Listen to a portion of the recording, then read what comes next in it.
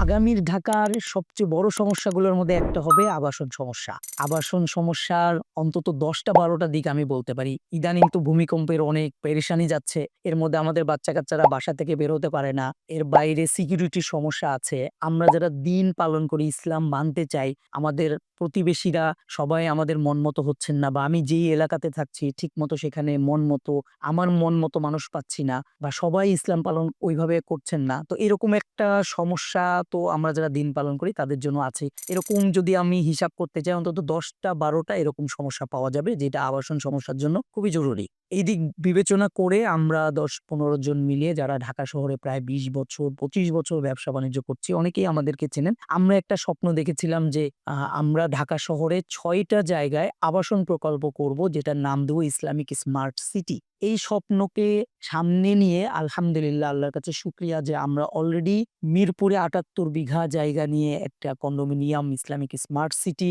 শুরু করেছি এবং মাওয়াতে ৪২ বিঘা জায়গা নিয়ে আমরা একটা কন্ডোমিনিয়াম ইসলামিক স্মার্ট সিটি শুরু করে দিয়েছি। এইখানে আমরা অল্প কিছু বিনিয়োগও নিয়েছি আমাদের পরিচিত জনদের থেকে। আরো অল্প কিছু বিনিয়োগ আমাদের বাকি আছে। আমরা চাই যারা হালাল ইনভেস্টমেন্ট করতে চান, হালাল বিনিয়োগ করতে চান, ৪-৫ বছরে ৩ থেকে ৪ গুণ প্রফিট আশা করেন, আনুমানিক সম্ভাবনা আছে। এরকম যারা চিন্তা করেন তাদেরকে বলব যে আপনারা অনুগ্রহপূর্বক আমাদের মালিবাগ অফিসে আসেন। আমাদের এখানে ৩৬৫২ স্কয়ার ফিটের অফিস। এখানে এসে আমাদেরকে দেখেন আমরা কারা এটার পিছনে কাজ করছি। ইসলামিক স্মার্ট সিটি আসলে কি? আমাদের স্বপ্নটা কি? এটা আপনারা দেখেন এবং আশা করি আপনাদের এটা ভালো লাগবে এবং আপনারা অবশ্যই এখানে বিনিয়োগ করবেন। আমরা সাদর আমন্ত্রণ জানাই।